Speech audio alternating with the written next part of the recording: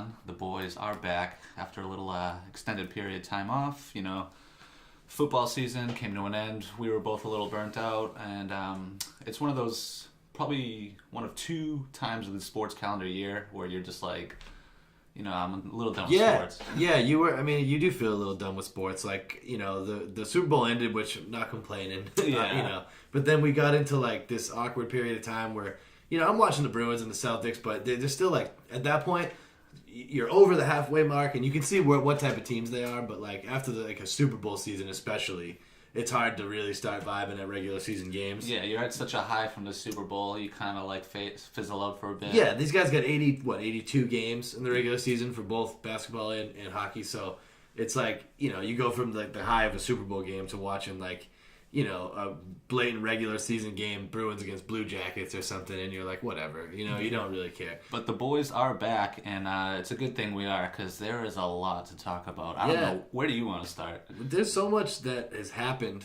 You know, like obviously we stopped talking when the football season ended, and there really wasn't much news for a long time. And then the last, 48 hours, maybe a little more, it's been maybe the most insane 48-hour plus period in like NFL history. I don't want to get all crazy about it, but to see that Antonio Brown got traded, Odell Beckham got traded, Le'Veon Bell, after holding out for a whole season, just signed, which, to be honest, he looks like a kind of a Dumbo right now. I don't know. He sat out a whole season, which if he had taken the franchise tender, he would have made $14.5 million. So he lost $14.5 million off the jump, and he took $13 million per year from the Jets, which I believe the Steelers had offered him initially, if not more. Can we talk about quickly? I'm glad you brought up the Steelers, because they're fucking morons. I don't know. Yeah, they had Antonio Brown, Bell, Smith-Schuster, Ben Roethlisberger can still play.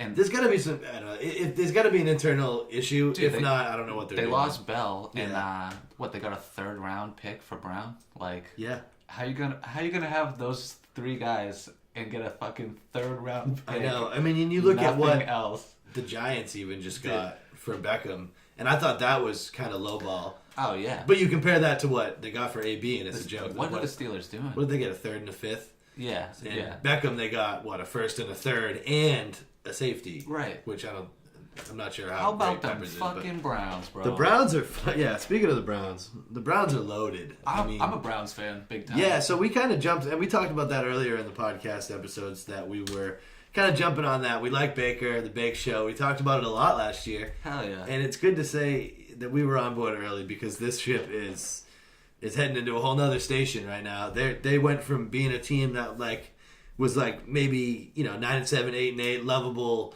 borderline team, to a team that is absolutely should win the AFC North next year. They went from 40-1 odds to 16-1 odds overnight. They should win the AFC North next year. They should walk into the playoffs. Yeah. I don't know how competitive they'll be against like the Chiefs or the Patriots or the Chargers even. I don't know, but on paper they look fantastic. The defense is good. Mm-hmm. They got a great young quarterback who's kind of like a revolutionary type quarterback. He's getting outside the pocket and throwing the ball down the field. Some might say he's an All-American hero. But. Yeah, I like Bake. I've said that since he was in Oklahoma. I like him. He's got the attitude you want, and now you give him some weapons. You got a questionable signing in Kareem Hunt, but they took a chance on Kareem Hunt. He's gonna sit out some games for sure. He's gonna sit out some games. They already have Nick Chubb, so they have Nick Chubb, and they also have Duke Johnson. Oh, so they'll be fine. And then when Kareem Hunt's, they're gonna be probably the best running back situation in the NFL. The Pats, for sure. I have no problem with the Pats. The Pats sitting with James White and Sony Michel. We don't need to make any moves in that department. We're cool. We're fine. We just brought back Brandon Bolden. Not really for running back purposes. We'll use him on special teams. Yeah. Kind of like a Patriots. Amongst all these signings, we brought back Brandon Bolden, and I just got word that we brought back Jason McCourty. Oh, wow. Also, John Simon. John Simon is expected to sign back with the Patriots, which is good with losing Flowers. I gotta be honest with you, I don't know who John Simon is. He was a pass rusher for the Pats, actually. He's pretty good. I mean, I don't know if I've never even he's not great. Yeah. But he got a lot of burn last year. How'd you feel about the Bennett signing? Do you think he's gonna fit jive? I know he's gonna stay in the locker room for his brother did, so I think he will. Yeah. I think that paved the way. Like if it was if his brother had a bad experience here, then we should have never traded for him. But as far as I've heard, the Patriots have been trying to get this guy for the last 2 years. When he was a free agent, they wanted to give him a contract, and I think last offseason they wanted to give him a contract. So now it's 2 off seasons in a row they wanted to get him, and they got their guy. So yeah, I mean at this point, Bill can do anything he wants, and you really can't say shit, dude. After this Super Bowl, you can't really question Bill in any way. Yeah, and a lot of these teams are bringing in guys. Right, and I hate saying that because we're talking sports, so we nitpick people. That's sort of what we do. Yeah, but Bill's impossible to nitpick anymore though, because he does make questionable moves, but it seems that 90% of them work. So he's definitely the fucking man. Yeah, who are we to question it? It's if you look at the Malcolm Butler. Stephon Gilmore situation, we had Malcolm Butler in-house looking for a new contract. We franchised him, and after franchising him, we signed Gilmore to a 4-year. We signed him to a great deal. We paid Gilmore right in Butler's face, and all I remember thinking at first was, "Wow, we must really not value Butler."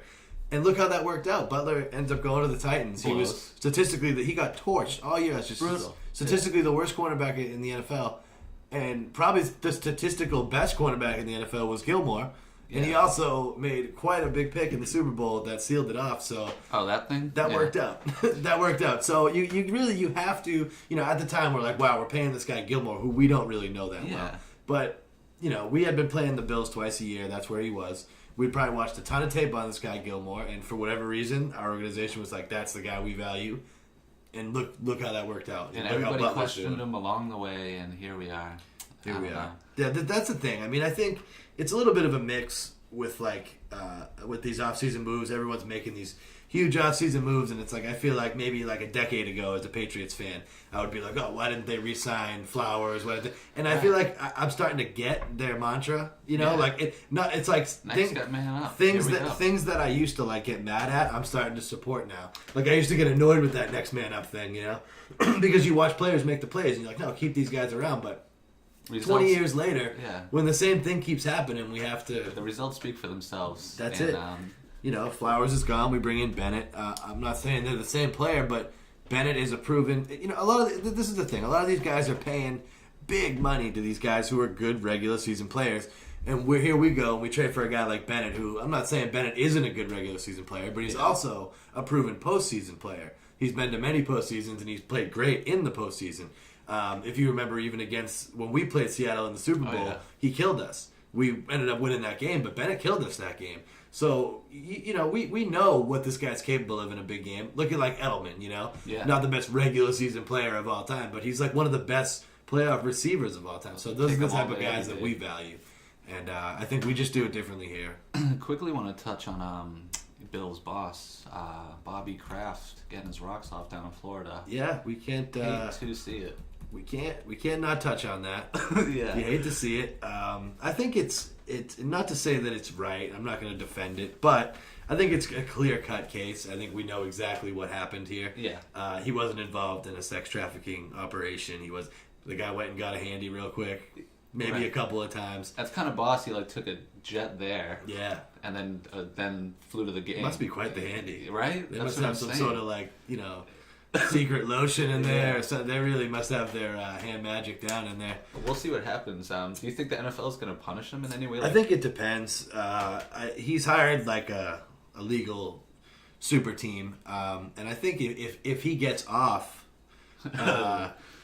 giggity. No, but if he gets off, I don't think they can necessarily punish him. I don't know. Jim Irsay got pulled over with a trash bag full of pills, and I remember that. He got suspended for 6-8 games. He is a trash bag. I hate Jim Irsay. He just likes to party. Yeah, yeah. You could say he's the John Daly of NFL owners. He's a wild card. He is a wild card. But we got to touch on it, and that's kind of my opinion. I think it's clear cut what happened. Should he be punished? Sure. But he's a first-time offender, and he's also donated millions upon millions. I believe $400 million plus he's donated to charities and things like that. So I'm not saying cut the guy a break. I do hate to say money cut the can guy buy. a break. Yeah, money shouldn't be able to buy your way out of things, but I don't know. No, the guy's done a lot. He caught a handy. It's not the worst. It's not the worst thing that could have happened. It's embarrassing. Right. I think is the thing. It's embarrassing. But I got Bob Kraft's back. He's the man. It blows my mind how rich he is, and he would go to a place like that. Though. I know. It's crazy. Go to Vegas. Isn't it like legal in Vegas? I mean, I don't know. Yeah, that's where Tiger went. Over the break, one thing that was in the news a lot was Kyrie and the Celtics, and he was like kind of bitching and moaning about a whole bunch of things. Yeah, I'm almost glad we didn't have time in between to talk about this because I was so fucking frustrated with him at one point that I was like, I'm done with this guy. I can't listen to this anymore. You know, every time for like a couple weeks in a row, it's like every interview he did, he seemed pissed off. And he was coming into the arena pissed off. He just had nothing but negative things to say. It's like, dude, if you're not happy here, I don't know what to tell you. I thought you wanted to come to a big market team and have it be your own thing, and that's what we've given him. So, trust me, I love Kyrie. I don't want him to go anywhere. He apologized the other day. He had some things to say. Yesterday, I think. Yeah, but I don't really trust anything he says. He says at the beginning of the year, he's like, I'm definitely going to resign. And then, people ask him, and he's like, oh, ask me when I'm a free agent. So I don't know he changes his mind. Yeah. Well, I think he was just in a weird place for a while. He did apologize the other day. And not to say, I accept it, but it's like, I get it. He's going through a weird time. He doesn't know how to act. Things have been starting to turn around a bit. That 30-point blowout of the Warriors certainly looked good. They didn't have Klay Thompson, but still, They had a really good road trip out there to California. Yeah, I wish they had pulled that Clippers game out because then it would have went 4-0. But that's just me being a perfectionist. They had a good road Sacramento trip. the very next night after the Warriors. And beating a decent Sacramento team that's fighting for a playoff spot. For sure. De'Aaron Fox is a good player. They're in the 9th spot right now. Bagley's a good player.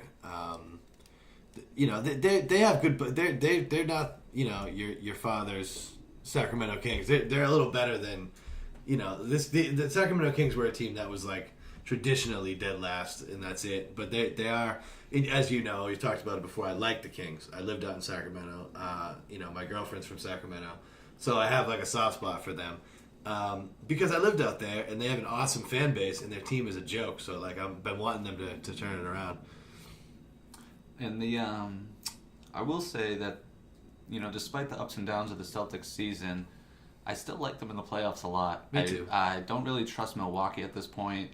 Toronto's really good, but Milwaukee's kind of a force, but regular season wise, are they putting forth too much of an effort into the regular season is a question, I think Toronto is better than Milwaukee because they have Kawhi. But I think Kawhi's leaving after this year, so he's not going to be 100% invested. That's not to say, Giannis isn't as good as Kawhi, but defensively he's not. Sixers, Kawhi is an absolute. He's also proven in the playoffs. He has a ring. So of course, I'm valuing those things. Yeah. Not to say Giannis isn't maybe the second, third best player in the NBA right now because he is. Yeah. But he's got some time. He's young. He's got some time to get to that next level.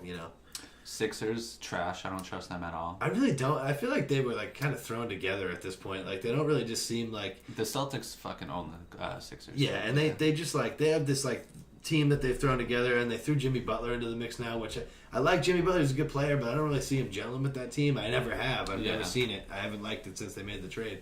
Not because I'm a Celtics fan and I was like, wow, they added a great player, but honestly, I just don't see it. Yeah. They got these young guys. He threw Jimmy Butler in the mix, and I think maybe I just don't like Jimmy Butler. He acted like an ass to get out of Chicago. They traded him to Minnesota. Within a year, he's acting like an ass in Minnesota, and it's like Minnesota had a future. They seemed like they were heading the right place. Karl Anthony Towns, they're probably going to lose him. I just like rooting against Philly for obvious reasons. Me too.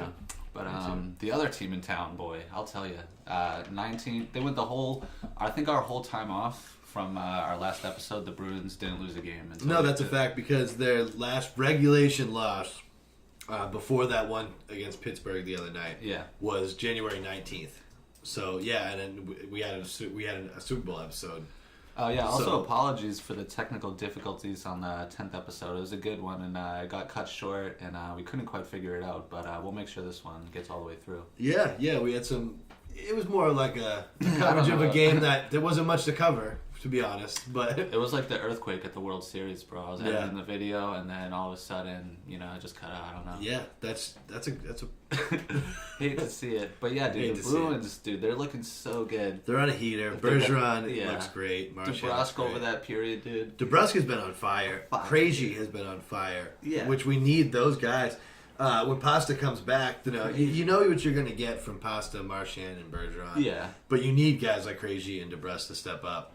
Even last night, dude, 5-1 to the Blue Jackets. And slightly. I mean, honestly, I don't know why Rask is in that game. I feel like Rask has a history of when he has rested time, he's much better. So, like, let's just keep him rested. Right. Yeah. Play maybe, like... Halak is a few more games. Is more than maybe like capable 3-4 more games. of starting a game for us. The season's winding down here. I'd rather just see Rask get rest and...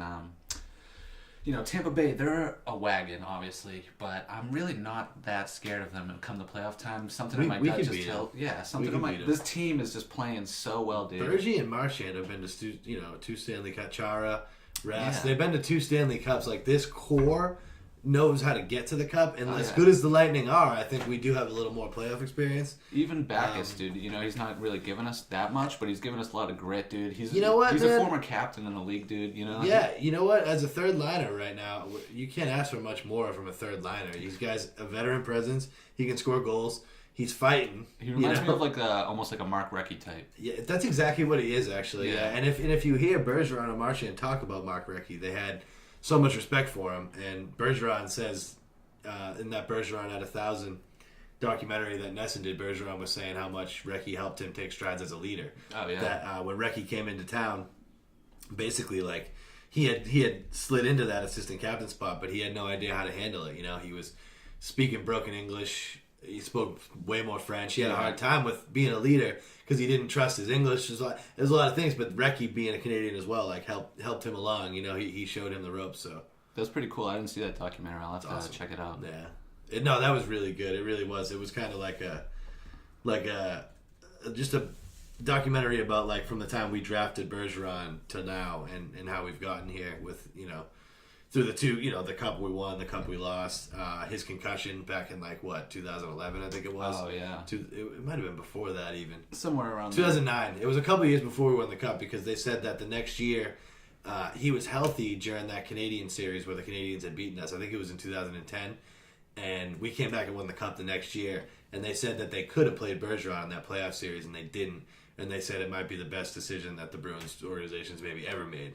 Because they could have seriously hurt him there. Oh, yeah. And he came back the next year, we won a cup. So I remember that Canadian great series, situation, man. That was some thrilling stuff. Mm-hmm. Even though we lost, it was kind of like that Yankees-Red Sox one when Aaron Boone, I do remember that, That was a great series. There's a lot of stories behind that Bruins team, like we had, I love that team. The year before, we had we blew a 3-1 lead to the Flyers. And dude. The year we went to the Cup with the Blackhawks, we came back against Toronto when we were down, we scored 3 goals in, the final 6 minutes or something. So there's just a lot of excitement.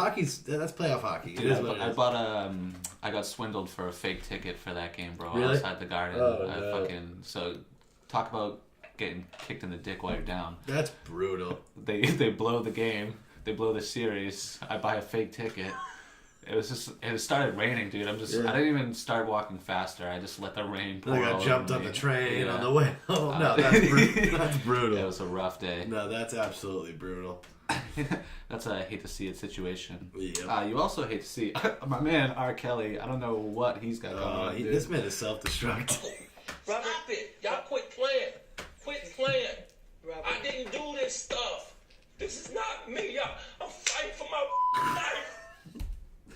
Yeah, I hate to make light of that whole situation, but that interview, dude, was fucking hilarious. And good, good for her for keeping her cool. She was like Robert. Yeah. Oh, but that's unbelievable. It really, and it gets better from there. Even it really does. I mean, he's going to jail. You hate to make light of it, but at the same time, I'm fighting for my fucking life. Yo, killing me with this. Dude, it was hilarious. No, that was gold. It really was gold. Yeah. Anyways, our boy, or your boy mostly, I don't really follow, Bryce Harper that much, but he got paid big time. He got paid big time, and he took, it's actually kind of as long of a deal as it is. So I think with that, everybody differs. guys in the NBA, they kind of like selling themselves so they can keep making the max amount of money and then re-sign another deal 2 years later because the max goes up. Yeah. So they're making the max amount of money in their contracts. So, but in baseball, I think a guy like Bryce Harper has openly said, having the contract stuff over his head, he doesn't play as well as he could. The year before the contract year, the guy batted like 300, hit 40-something home runs. And then last year, his power numbers were there, not as much, but he batted like 240, 250. And a lot of people said it's like he's pushing because he wants to sign this long-term deal next year. And it's in his head that he has to put up big numbers this year. And I think that's why he signed a 13-year deal. He just wants to have a home. He doesn't want to have this contract stuff. But on the Phillies' behalf, okay, it's a 13-year deal. But what are we talking about? You're getting a young Bryce Harper. For the next 10 years, as long as he stays healthy, this guy should be like he's predicted to be a Hall of Fame type player. But they also didn't pay really that much per season if you break down the deal. Yeah. So they'll actually have money to sign other big name free agents in a year or 2 or 3, or guys they already have in the organization that they need to pay. I always think it's a mistake to sign these guys for 13 years is 13. That's crazy, man. I'd rather overpay. The Mets still have a guy on their payroll from 1982 or something. Oh, they gave him a 50 Who is or that, a lifetime. It was $1 million per year for 50 years, but they still have to pay. He's still on their contract. He comes off the books every year. It's wow, what a deal that guy signed for himself. Who is that? Magic also signed a contract, a 25-year, $25 million deal with the Lakers or something like that. Remember that Islanders goal? Oh, Rick DiPietro. Rick DiPietro, he was a Mass guy, right? He's from Massachusetts. Dude, with the Islanders, that was I remember he signed for a super long deal, and that was one of the worst contracts ever. Yeah. He was an absolute That's what I'm saying. I don't like these, super long contracts. No, because you don't really know. I mean, Bryce Harper's Bryce Harper, and we've been watching this kid since he was in high school, and the kid hits missiles. He hasn't won shit, though, He hasn't won shit, and I'll tell you, the Nationals weren't a sneeze. Right. They had a good team. They had a good pitching. rotation. Yeah. A very good rotation. I don't think he's taken much. As far as, I feel like the Phillies and the Nationals are, he didn't take a step back or forward by going to the Phillies, I think, other than the market. DC isn't as big a market as Philly, but... I think it would have been cool though to he came up with the Nationals. If he could have won with them. Yeah. They haven't won a World Series as far as I know. Maybe in their past before they came back there. But it would have been dope. It would have been like LeBron in Cleveland, dude. Exactly. Put DC on the map for the first one. Yep. And but now he just goes to Philly, which is a trash city. Where he wanted to be. And, well, he's not where he wanted to be. As far as I know, he wanted to be with the Dodgers. They offered in LA. They offered some crazy shit. So they offered him way more a year. So if they had given him a year, I think they offered him short years, but big money, $45 million per season. $45 million per season. I'm talking out of my ass. I can look. No, that is what it is. I believe that's what it was. Something ridiculous where he's making less than 30 or around 30, I believe. But he got the 13 deal, which is what I'm saying. Some guys wanted that. He just wants the security. He wants to play baseball and know that he doesn't have to worry about his numbers. And I think that his numbers will actually be there because he's not concerned of it, But, yeah. But I don't know. Then you look at Patriots cornerback Jason McCourty reached two-year deal. So that's I'll tell you right now. Him, John Simon, and I don't really care about the Bolden deal. Who? Yeah, he's a Patriot. He won a Super Bowl with us, so I'm cool with him. How do you feel about Gostkowski? They didn't franchise him. You know what? I want them to re-sign him because there's probably not a better kicker on the market. But not franchising him was smart because if he's going to be out there flaking kicks, we can't be paying him top market money. I don't want him on the team. Don't get me wrong. He might be the most capable kicker that the Pats can have right now. The past 3 Super Bowls, I think he's missed a kick. He missed an extra point in the comeback. Yeah. Which, without us... So, because of that, we had to, get 2 straight 2-point conversions, so we didn't even come back there. Yeah. And that was his fault. So, we, overcame a huge, huge blip by him. So, what is it? They take the average of the top 5 at the position, right? Yeah. We shouldn't be paying him that. There's better kickers out there. Right. I think hopefully he strikes a lower money deal. I think he'd be smart to stay. Yeah. He's been here his whole career. I think the Pats are going to lowball him. Someone might overpay for him, and then that's it. I mean, the Bears already signed a kicker. I'm a huge proponent of the kicker. People always talk shit. I think they're very important, especially these days. We can't be going with a bum kicker. Especially with the extra point being a 30-yarder. For whatever reason, that fucks with kickers' heads. Again, I'm fine with Gostkowski, but I'm also fine with them not wanting to pay him top 5 money. So that's fine. Flowers is gone, which is what it is. Flowers and Trent Brown got paid. I mean, they just made Trent Brown like the highest paid offensive lineman in NFL history. Of all time, man. Of all time. That's insane to me. I'm not going to get mad at the Patriots for not giving him that money. Yeah. That's not the guy we need to pay.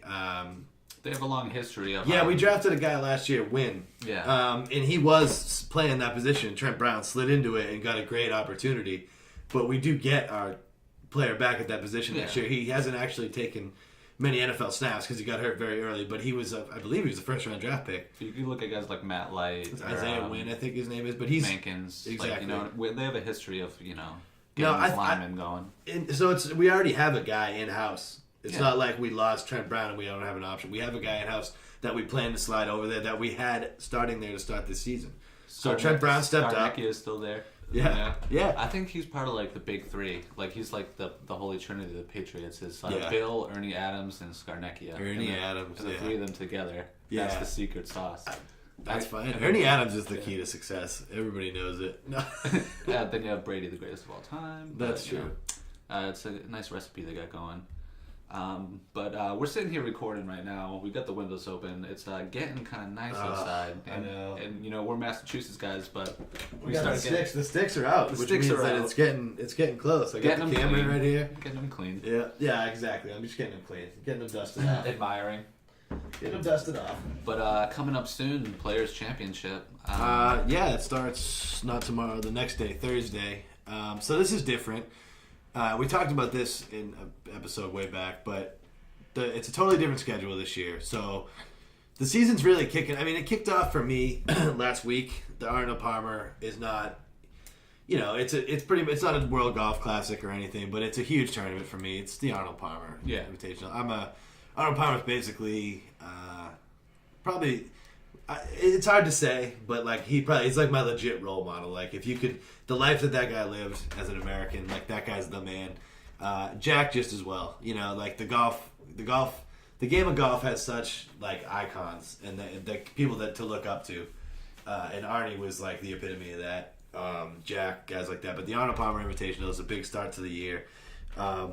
I was hoping for a little more out of it. It wasn't dramatic. Molinari won, so a non-American won. I'm always hoping for an American, especially at the Arnie.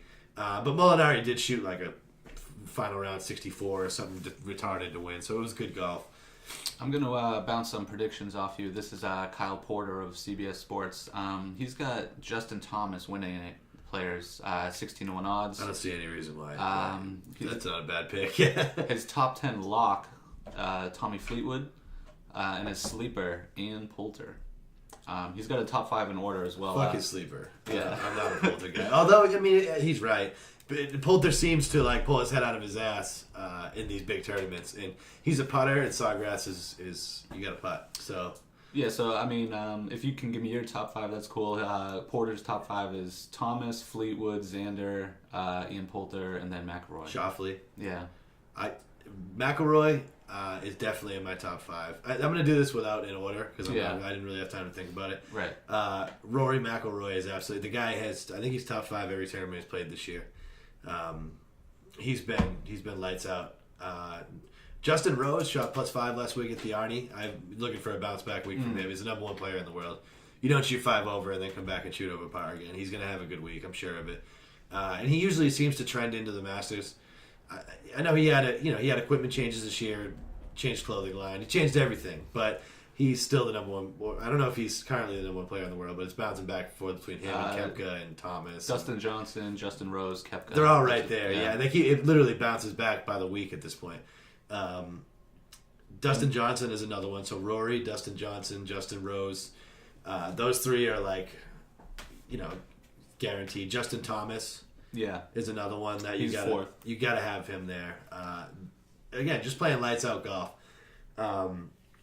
There's some you got to look at who has the history there too. As much as I hate to say it, Sergio's probably in that. Sergio plays great at the Players always. I don't think he'll win. I think he's only won it once. Yeah, but he's always there. If for some reason I feel like the final round on Sunday, I always see him. He's always there, but he's a career choker. He's gonna choke. Yeah, but he's gonna be there, so I'll put him there. And then the obvious dark horse, and he's pretty much my dark horse for every big tournament this year, is the Big Cat.